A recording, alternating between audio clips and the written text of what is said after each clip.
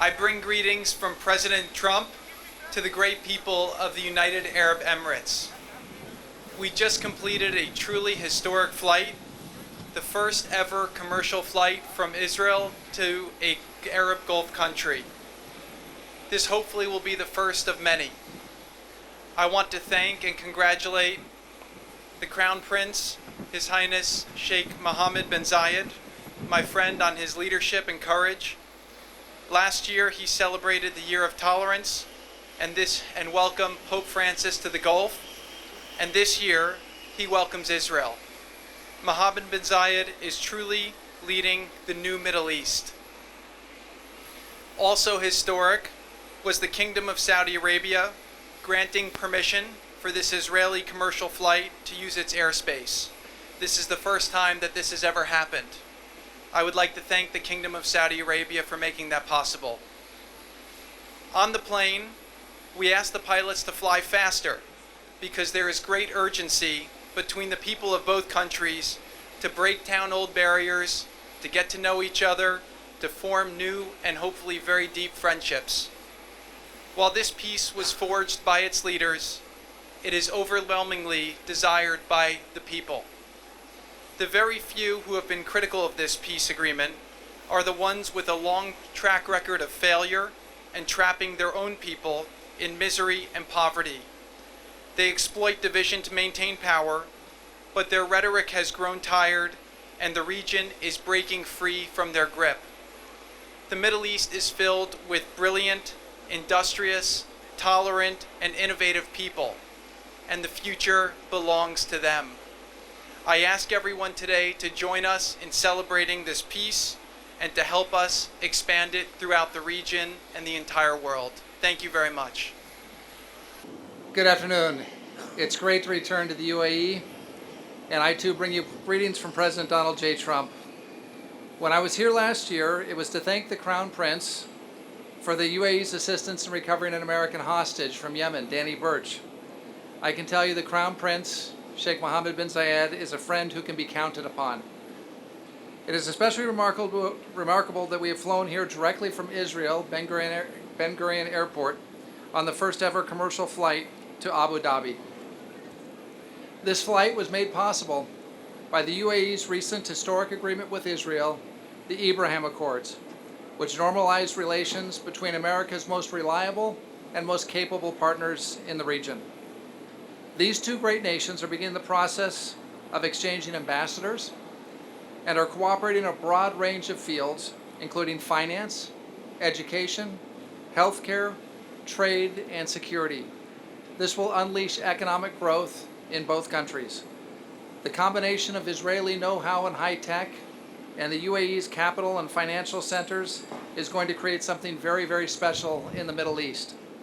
On the religious and cultural front, Muslims who wish to pray at the Al-Aqsa Mosque will now be able to fly from Abu Dhabi directly to Tel Aviv, and they will be welcomed. We are truly impressed by the leadership exhibited by the UAE and by the Crown Prince in this effort to make peace. Without his vision and without his courage, the Abraham Accords would not be possible. This agreement represents the most significant step toward peace in the Middle East in over 25 years. At long last, nations are putting aside old ideas and old grievances and embracing a better future, a future of shared interest and shared goals. Working together, the UAE and Israel will be more secure than ever. Together they'll form a united front with the United States against Iran. We believe that additional Arab and Muslim countries will soon follow the United Arab Emirates' lead and normalize relations with Israel. This trend will put the region on a truly transformative path of stability, of security, and of opportunity.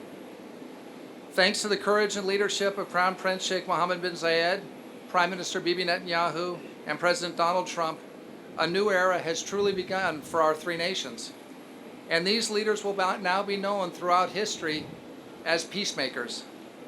I want to thank Jared and his team, Special Representative Hook, Special Envoy Berkowitz, our NSC team of Mark Vandroff and Rob Greenway and Miguel Correa and Alex Gray for their excellent efforts in helping to assist Jared and myself as we helped bring the parties together. But the real credit here goes to the Israelis and to the Emiratis. And I'm very pleased to share the stage with Mayor Ben Shabbat, who also was on the historic flight from Tel Aviv with us. So Abu Dhabi has become one of the great capital cities of the world, not just in the region, but of the entire globe. I'm truly looking forward to my stay here in the Emirates and working with my Emirati and American and Israeli colleagues. Thank you. May God bless the UAE and may God bless America. السلام عليكم ورحمة الله وبركاته. أنا فخور وفرحان جدا بوجودي هنا كرئيس الوفد الإسرائيلي. وصلنا هنا من شأن تحويل الرؤية إلى واقع. لا حدود للتعاون الذي ممكن نطوره بمجالات العلم، الابتكار، الصحة، الطيران، الزراعة، الطاقة ومجالات كثيرة أخرى. ندعو دول أخرى للمشاركة معنا بعملية صانع السلام من أجل كافة شعوب المنطقة. شكرا لمضيفينا الإماراتيين ولشركائنا الأمريكيين على قيادتهم وعلى زعامتهم. אני נרגש לעמוד בראש המשלחת הישראלית הרשמית לאיחוד האמירויות הערביות. הגענו לכאן נציגים בכירים של ממשלת ישראל ואנוכי הדל בטיסה מסחרית ישירה היסטורית. הגענו לאור יום ולעיני כל במטוס הנושא דגל ישראל ביחד עם ידידינו האמריקאים אשר להם תפקיד מפתח בכינון השלום.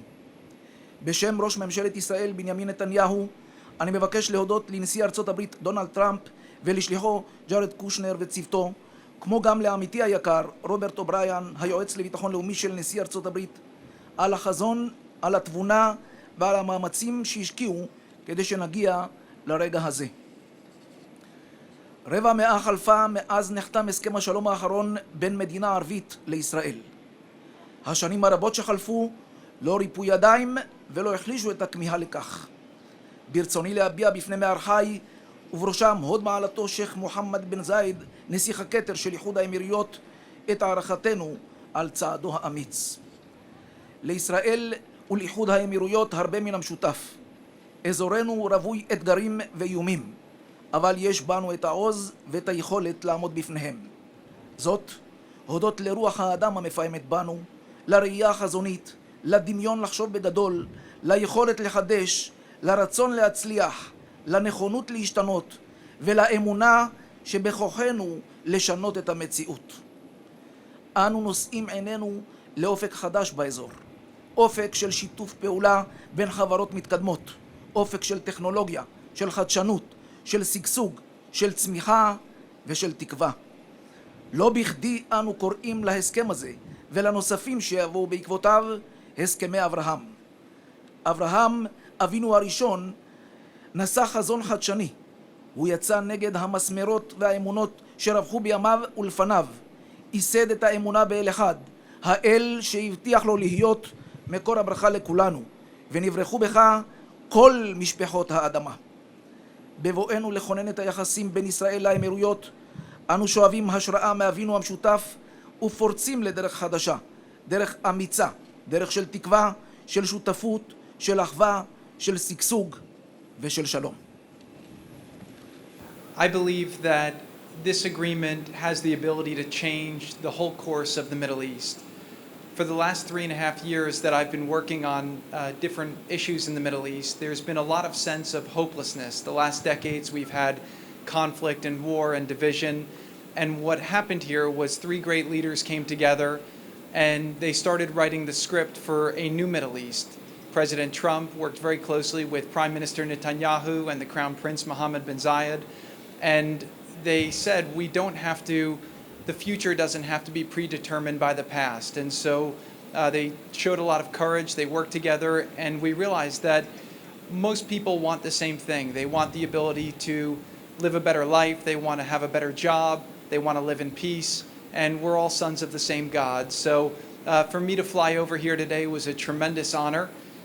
My grandparents survived the Holocaust. They were persecuted because of their faith. in Nazi Germany in the 1940s, and they came to America and they were able to experience freedom, and that enabled them to live the American dream and have a great life. And I'm very fortunate today to work for a great president of the United States, and to be a part of this delegation that took this historic flight shows that barriers that exist can be broken if we only have the courage and the optimism and the vision to see them through.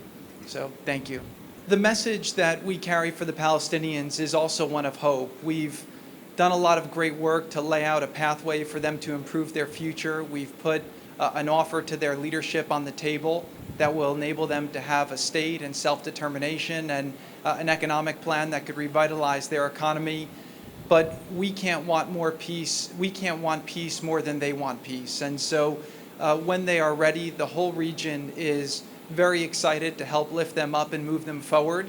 But they can't be stuck in the past. They have to come to the table. They have to figure out, how do we do something that benefits everybody and allow everyone to move forward. So again, peace will be ready for them and opportunity will be ready for them as soon as they're ready to embrace it. United Arab Emirates has a very special defense relationship with America that goes back 30 years. They have tremendous capability. America and the United Arab Emirates work on tremendous missions together. They've accomplished incredible things. Right now, the biggest threat in the region that we see is Iran. You know, when President Trump came into office, ISIS had a caliphate the size of Ohio. There was a lot of funding that was going to terrorism, and there were a lot of people who were using the internet to radicalize youth. President Trump has worked very closely with the leaders of the UAE and the other Gulf states and other Arab leaders to try and bring the region closer together. The caliphate of ISIS, the physical caliphate, has been taken back, and now we're focused on the future and what advancements we can make. So the military relationship that America has with the United Arab Emirates is very special, just as the relationship that America has with Israel is incredibly special. And so the QME is something that can be respected while also advancing our military relationship with the United Arab Emirates. And we'll be talking more about that over the coming weeks and months. But you know, today is about celebrating this historic breakthrough, which enables opportunities for the people to come closer together, for people from the technology sector, from the economy, from the agricultural sector, and even for the security sector to start working together. So the thing that brought everyone together is that there are a tremendous amount of common opportunities between the countries, and it's within the interests of both countries to move forward. And that's why both leaders showed the courage to make the historic step that we are taking today. Thank you.